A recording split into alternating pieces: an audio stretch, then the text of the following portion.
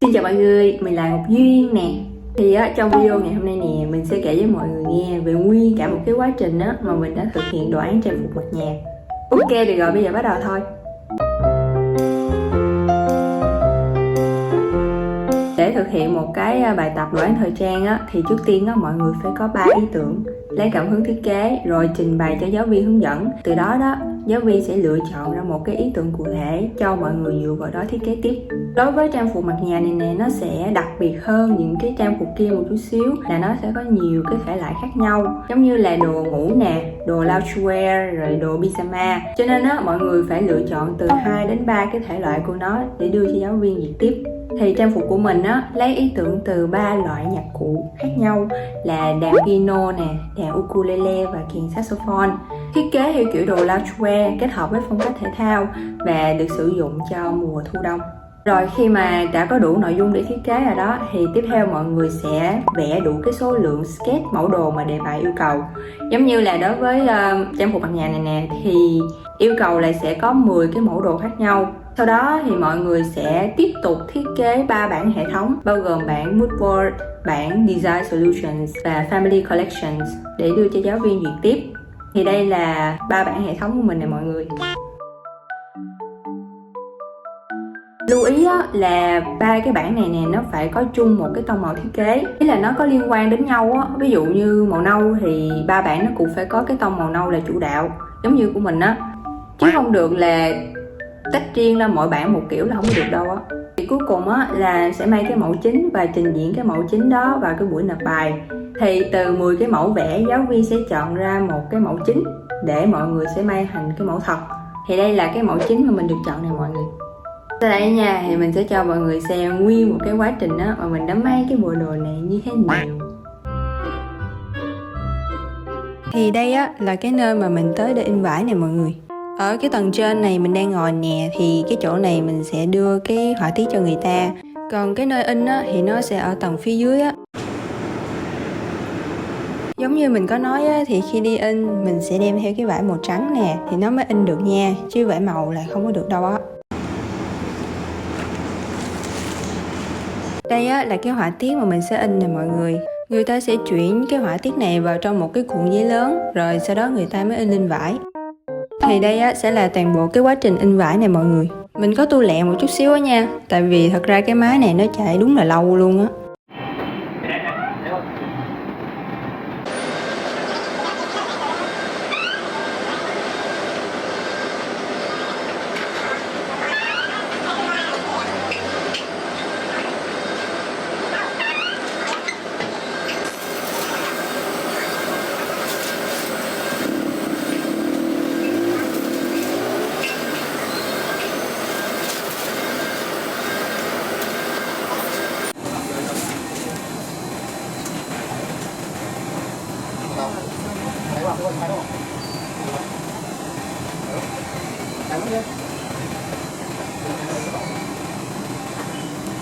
Rồi sau khi mà đã in vải xong rồi đó, thì mình sẽ cho mọi người xem nhanh về cái quá trình may đồ của mình nè.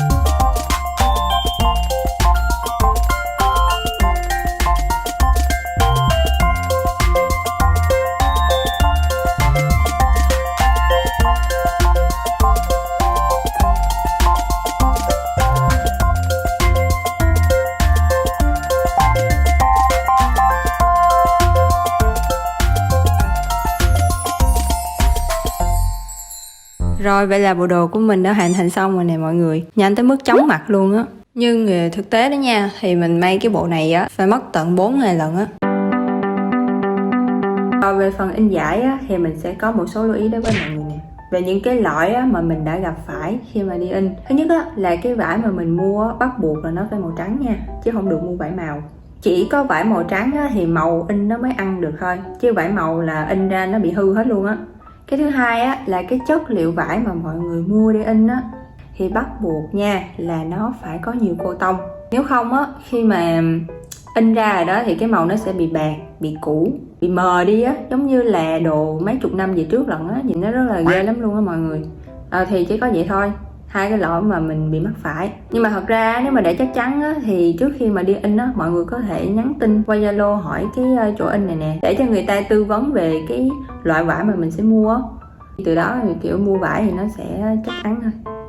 Sau khi mà đã may đồ xong rồi đó nha, thì mọi người sẽ cho người mẫu mặc để chụp hình lookbook đưa vào quyển sổ thiết kế. Về người mẫu thì mọi người có thể thuê nè, hoặc là nhờ bạn bè, người thân quen biết mặc, và cũng có thể là mọi người tự mặc chụp diễn luôn cũng được. Cái này là quyền tự do nha, thầy cô không có ép buộc gì hết. Không nhất thiết là lúc nào người mẫu cũng phải cao với đẹp đâu mọi người. Miễn sao là cái số đo của bộ đồ nó phải đúng với cái số đo của cơ thể người mặc là được rồi. Cho nên đối với đồ án này nè thì mình sẽ tự mặc chụp với diễn luôn. Tại mình cũng thích trải nghiệm vài cái mới để coi cảm giác nó như thế nào. Với lại bản thân mình thích biểu diễn thời trang từ nhỏ rồi, kiểu ngày xưa hay tham gia diễn cho lớp giống như vậy nè.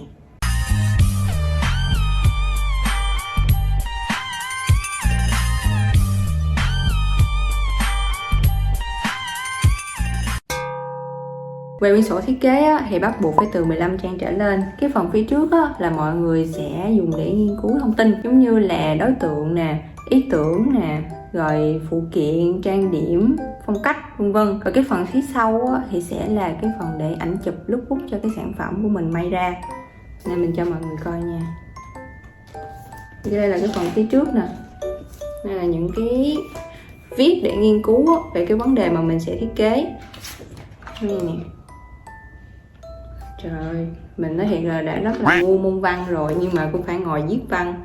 Thật sự là kinh khủng.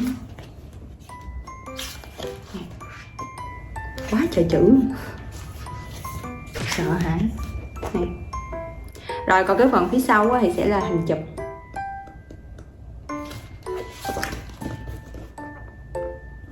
Nhìn mặt đúng ngầu luôn ha, nhìn rất là ngầu như vậy trời nè. Nhìn vậy thôi chứ bên ngoài mình không có cao vậy đâu mọi người ơi, mình không có dò dài tới mức độ đó đâu. Thì đó, còn một cái nữa nha, là cái này là bắt buộc mọi người phải luôn luôn nhớ nha, bữa mình mém bị quên là phải chừa ra một cái phần để dán cái mẫu vải thật. Khi mà dán như vậy để cho thầy cô có thể dễ cảm nhận được cái vải mà mọi người đã sử dụng để may như thế nào.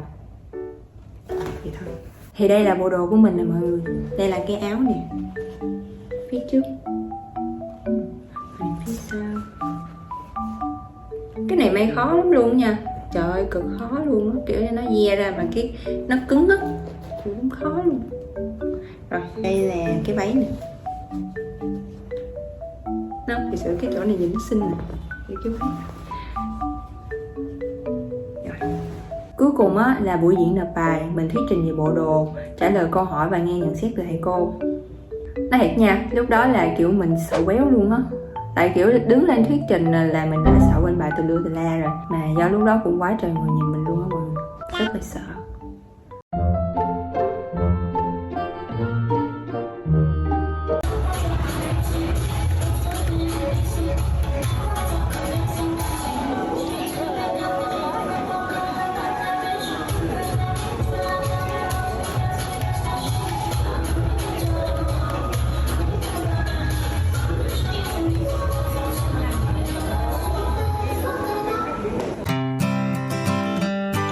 Rồi thì đây là một số cái lỗi mà thầy cô đã nhận xét cho mình. Thì mình nói với mọi người sau này mọi người có học môn đồ mặc nhà thì nhớ đừng có mắc phải những cái lỗi này nha. Cái thứ nhất là về cái màu sắc thì cái bộ đồ của mình, cái màu nó kiểu giống như là bị không có được tươi cho lắm ý là bị cũ, bị sậm Và cái thứ hai thì cái kiểu dáng bộ đồ mà mình thiết kế nó có vẻ phức tạp, cầu kỳ, rườm rà hơn so với một cái kiểu dáng của một cái trang phục mặc nhà. Đáng lẽ ra đó là cái bộ đồ của mình nó phải đơn giản hơn, thoải mái hơn một chút thì mới đúng. Thì đó là hai cái lỗi mà thầy cô đã nhận xét cho mình vậy thôi, còn toàn bộ thì vẫn ok hết. Thì đó là toàn bộ cái quá trình cũng như là kinh nghiệm mà mình đã học hỏi được từ cái đồ án mặt nhà này. Từ đó thì mình sẽ chú ý hơn cho những cái đồ án sắp tới tiếp theo. Thì video này mình sẽ kết thúc ở tại đây. Cảm ơn mọi người đã lắng nghe video của mình. Cảm ơn mọi người rất là nhiều. Hẹn gặp lại mọi người những video sau nha. Bye bye mọi người.